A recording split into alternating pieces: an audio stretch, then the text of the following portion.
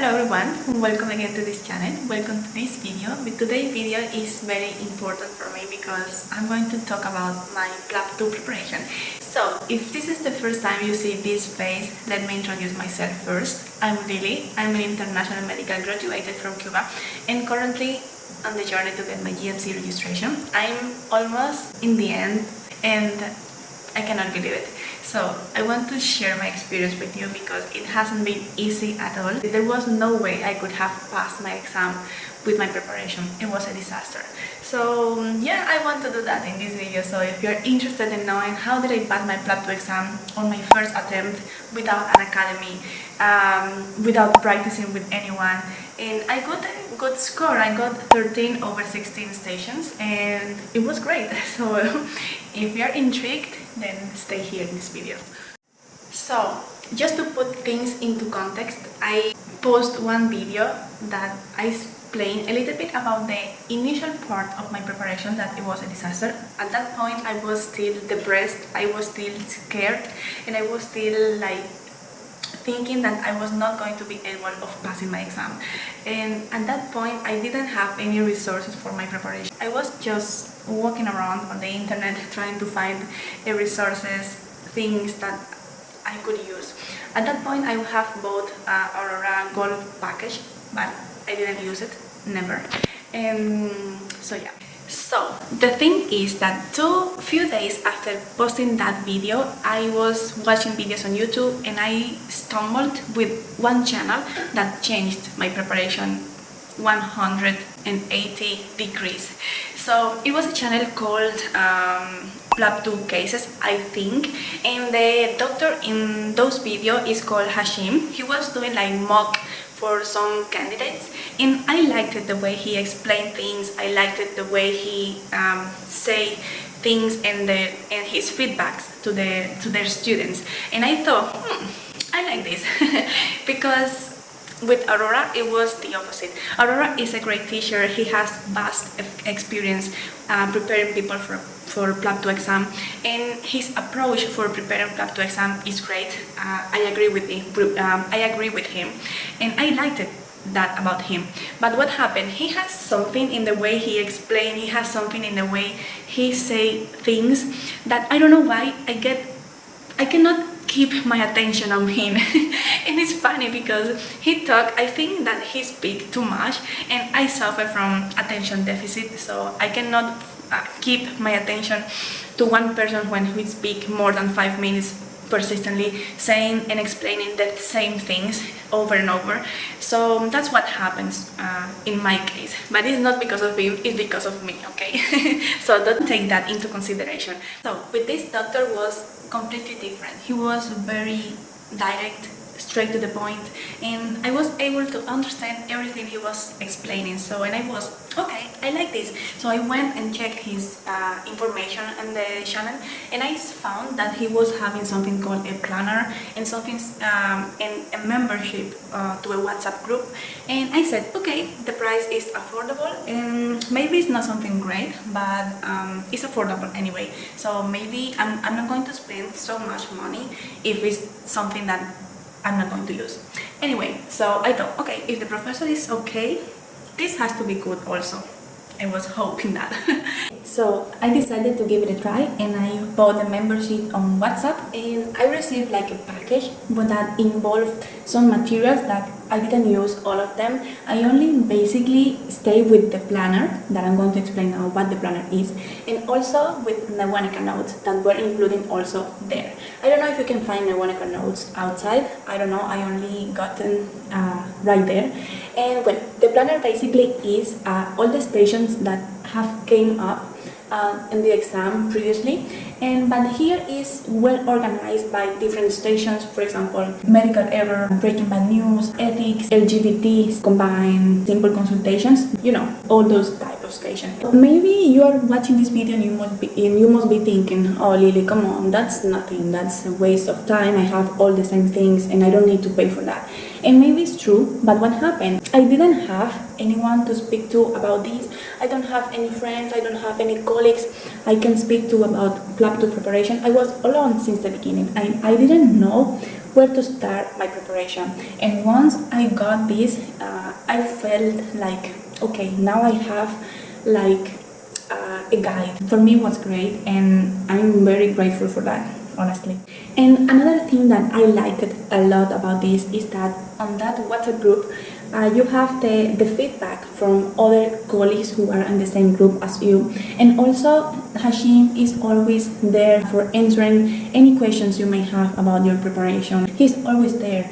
And that's great, having someone who can give you the answers you may need, because I think in that sense, I understand why people go to academy, because they have the professors there, they have other doctors that they meet there in the academy to practice with. But anyway, I hope my story is helping you, because I truly believe that academies are overrated. And for passing your PLAB 2 exam, you don't need to go on academy. You only need to have the appropriate resources and maybe a partner to practice.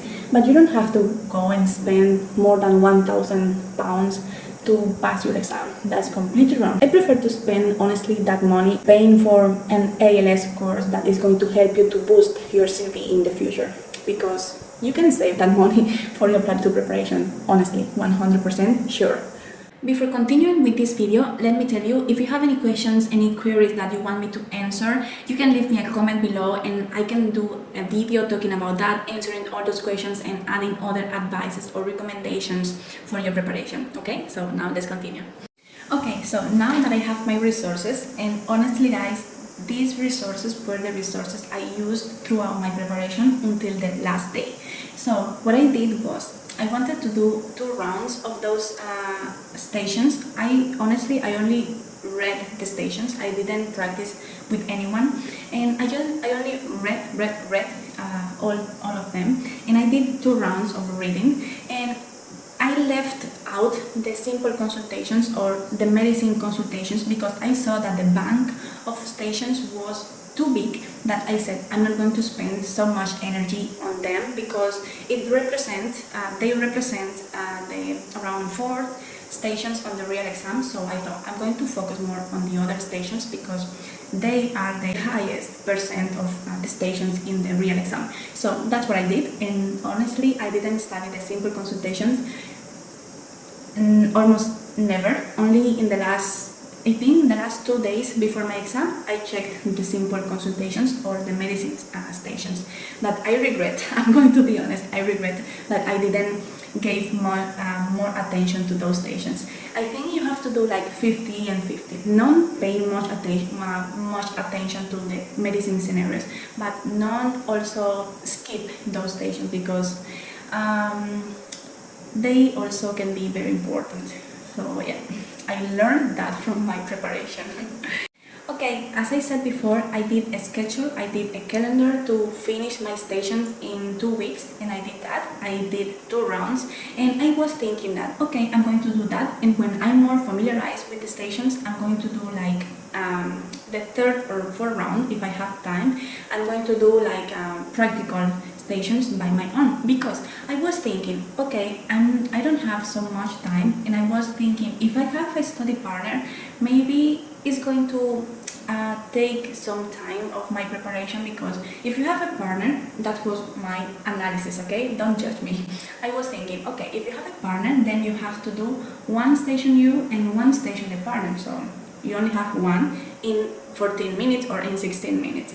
But if you are doing it by your own, then you are doing 1 and 1 your own, so you are doing 2 stations in the other way would be only 1. So in that sense, my analysis was like I was saving time if I practice by my own. And in the beginning I did that. I started practicing by my own.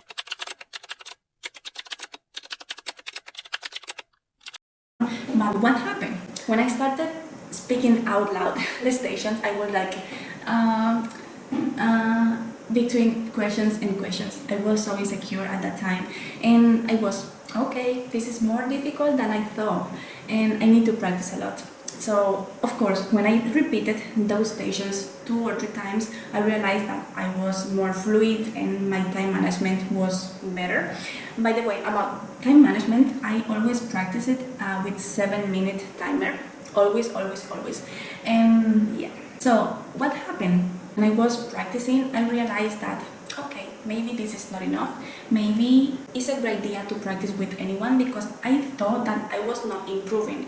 I thought that I was like, okay, I think that I'm stuck at one point and I'm not getting better, and maybe for this someone else can help me, because I was practicing by my own, talking out loud the part of the patient and the part of the doctor, and I was playing those two roles, and I thought, okay, maybe I can give it a try to the partner to practice, and I tried to do that. But you know what? I never knew that it was so difficult trying to find a partner to practice. Guys, basically trying to find a partner to practice for your PLAB 2 exam is almost like finding the love of your life. What is that? People are asking so many requirements. It's like Tinder for practice PLAB 2 exam. It's crazy. So people ask having the date of the exam close to the date. If you have an academy, if you have the same notes, the same sex, and if you are a repeater, if you are in Manchester. So many requirements. It's crazy. So I was in a couple of Telegrams and WhatsApp groups, and I contacted a couple of doctors who were posting there, I'm looking for a study partner, and once I answered, hi, I'm interested, when is your exam? My exam is X date. And okay, and are you in Manchester? No, I'm not in Manchester. Okay, it's okay, we can practice online. So which academy you are? I'm not in an academy. Okay. I can notice at that point that there was not much interest in practicing with me. And it happens a couple of times. And by the end, someone, you are a repeater. Okay. No, I'm not a repeater. This is my first time. And how long have you been practicing? I haven't practiced yet. It's like, you know what, by the third time I spoke to someone about this, I was like, you know what, I don't need anyone. I can do it myself. I'm gonna be honest, guys. At this point, I was like, shit, what did I do with my preparation? I've been crazy. Like, I've tried to be so bold that I'm going to fail, and I felt so bad. I was like, at this point, because at that time it was less than 1 month or maybe 1 month to my exam, and at that time I was like, there is no time now for going to an academy. There is no time now to do anything else. I just have to continue with what I'm doing and pray that I have good luck, and it's what I did.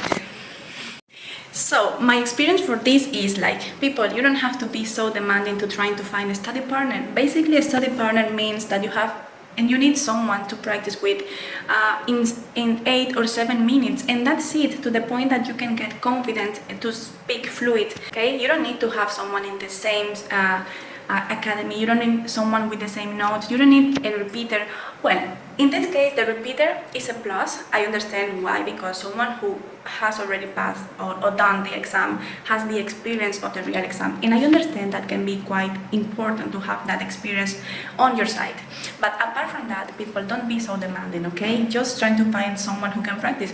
I practiced a couple of times with my husband, but of course he works, I work, and we don't have time enough to practice 1 or 2 hours. We only practiced a couple of times, 1 or 2 scenarios, 2 or 3 times a week, and that was it, okay?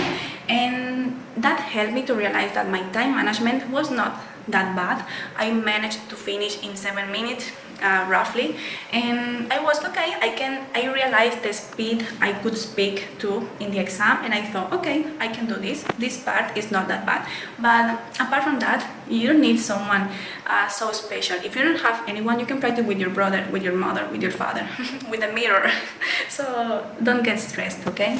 So for personal reasons, I stopped studying almost for 3 weeks. I only was studying like 1 or 2 hours a day, and I was not focused at all. It was a disaster. I was depressed. I was crying all the time. Anyway, it's not the point of this video, but yeah, it was difficult for me. And I remember I booked with Aurora Academy my mock exam, because it was included in the package I have bought beforehand, and the mock exam was 10 days before my exam. And I remember I was not studying. I was crying all the time, and I was, you know what, I have my mock exam in 1 week, and I don't want to be there wasting the time of the professor, and I want to do something relatively good if I can. So that gave me the strength I needed for starting my preparation again. And yeah, I think that week it was very productive. I studied a lot, and I did it. And then I had my mock exam, and the same day I had the flight to Italy. I flew to Italy 10 days before my exam, and I spent then the last week before my exam. So the fact is, the day of my mock exam was a disaster, guys. It was terrible. I was so nervous. I was so stressed. I didn't want to do the mock exam in the beginning. I wanted to cancel. But anyway, the professor was so nice, so kind, and I felt relaxed at some point, but I did a disaster. It was a qualitative evaluation, not quantitative. He never told me if I would have passed or not, for sure. I'm 100% that I failed all the stations. And I was asking questions randomly, without any order. It was chaos. But he told me something that I stayed with throughout the rest of my preparation, and it's that you cannot, because it was one station that I told him, of course, medicine station that I didn't study, and he told me, and I told him, this station I did it terrible because I didn't study that station, and he told me, look, you cannot intend to learn every case that have came up in the exam, because it's not about that, okay? You are a doctor. You cannot learn all the possible medical scenarios that came up in the exam. Constantly, new stations are appearing in the exam, so you cannot have the goal of learning all those stations. What you have to do is having a focus structure for your exam, so you can have an order and you don't get lost on the real exam. And this is something that I always try to keep in mind, but I tend to forget, and it was good having the doctor, the professor, to remind me that. So this is something that I liked about my mock exam. I only did one mock exam, and I was 100% sure that I didn't want to do another mock exam, because for me it was like, it's not going to change anything in my preparation. So I just continued with what I was doing, and that's it. So in the last week before my exam, as I didn't have time to study everything, I said, you know what, it's time to study the recalls. And I did a recalls for the last 6 months. I did a list. In the beginning it can seem like a little bit time consuming, but trust me, it's going to save you a lot of study time, okay? So I highly recommend you to do a check of the recalls for the last at least 3 months, and surprisingly they are quite repeated, and they are almost the same all the time. So I dedicated time to study the recalls, and it's the only thing I did for the last week of my exam, and I don't regret it at all. And the last, I think, 2 days of my exam, I start studying the medicine scenarios and or simple consultation scenarios. And to my surprise, in my real exam, I had few, like 6 stations were like simple consultations or medicine scenarios. So it was difficult, but at the same time, in my exam, I was like, I'm a doctor, I'm going to do the consultations I do on a daily basis. And I think that saved me. But also I think that saved me is that since the beginning of my preparation, on those moments in the beginning when I was still without any resources to study, I was focused on having the structure, a strong structure for my consultations. And I think that was the thing that saved me in my exam.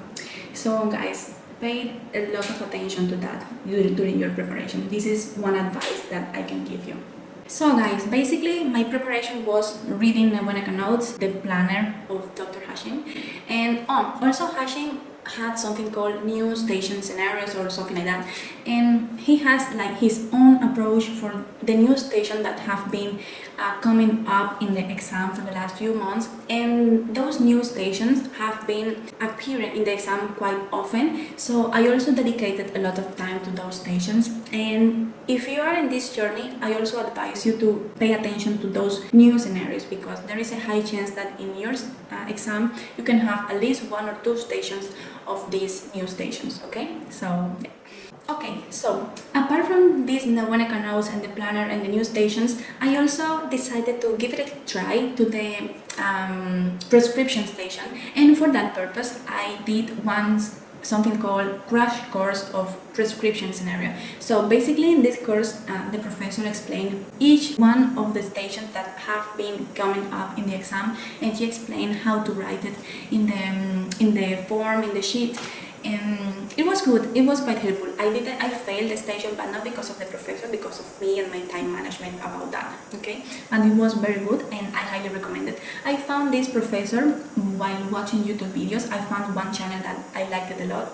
I watched almost all the videos there because it's a group called Let's Revise PLAB 2, and she has, well, I'm saying she because most of the video is a female professor, and she does like mock tests to the student. I think she started that channel when the pandemic, and the videos are quite good. Her feedback is very good, and I liked it a lot. I highly recommend watching those videos, and I used it mostly for the teaching scenarios. I studied teaching scenario mostly with her, okay, and also with a couple of other channels, but mostly watching the videos. In those moments when I didn't wanted to study properly, but I wanted to do something useful, I used to watch their YouTube videos of the different stations, and I find it quite helpful. So for the SIMMAN stations, how did I prepare? I read a little bit the Nawaneka notes. The Nawaneka notes is quite good for management, sometimes for the history. Of course, it's not perfect. It needs a lot of adjustment, and it can be improved. But in general, it's possible to study only with Nawaneka notes. I did it, and if I did it, you can do it too. So, but yeah, it's not perfect. And those things that I didn't agree with, I try to use my own approach using the information I found on Nawaneka. So this was the way I used it. So the fact is, for the SIMMAN, I read first the Nawaneka note, and after that I watched a couple of videos on YouTube. But there was one or two videos I found on YouTube that I loved it. It was quite helpful because for the first time during my preparation, I had a real idea of how SIMMAN station was in the real exam. So far, I was imagining, is that correct? Anyway, I was guessing how was the SIMMAN station, but I found one channel is also a channel of a professor who has an academy. I don't remember now the name, but there are two videos mostly there that for SIMMAN, when I think there is a day in the course that he recorded one run for the SIMMAN station, and he recorded like the whole 13 station or 16, I don't remember how many. It is 2 hours video, but I think in those videos you have all the SIMMAN stations that you have to practice for your exam. And I find it so helpful because I had a real idea how the SIMMAN is, how to examine the SIMMAN, how to use the card with the, I don't remember the name, the card with the medication. It was good. I highly recommend you to watch those videos on YouTube. If I find it, again, I will leave the link down below in the description of this video. For the combined station, I was a little bit worried about that because I didn't practice with anyone. For the physical examination, I never practiced it. I only watched videos on YouTube about Geeky mostly, and other channels that I will put here in some place around the screen to watch the videos on YouTube, and it's what I did. I never practiced it. I only watched the videos on YouTube, and that's it. So for the procedure scenarios, I also didn't practice it at all. In that case, I have to say that I have some experience. I have done quite a lot of those procedures, and for that reason I felt more confident in that stations. And anyway, I watched many videos on YouTube just to have an idea, because sometimes how things are in your country is not the same that the way are done in the UK. So I watched many videos on Geeky and other channels I found on YouTube. And yeah, basically that was my preparation for the procedure station. So guys, basically that was it for my preparation. Maybe I can leave anything out, I don't remember now, but mostly was it. To recall, Nawaneka notes, the planner of Dr. Hashim, the notes of new station from Dr. Hashim, and YouTube videos. Nothing else. I didn't use even iMedic videos that I mentioned in the beginning of my preparation. Nothing like that. I didn't use it.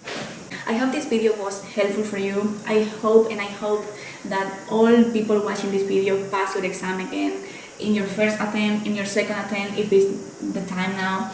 Anyway, I just wish you the best of the luck, all of you. And as I said before, if you have any questions, leave me a comment below. I will be doing my best to answer all your questions. And that's it. Then see you in the following videos. I'm going to be doing a couple of videos talking about PLAB 2 exam. So if you want to make sure you don't miss those videos, just subscribe to my channel. This is everything for today's video. See you in the next one. Bye.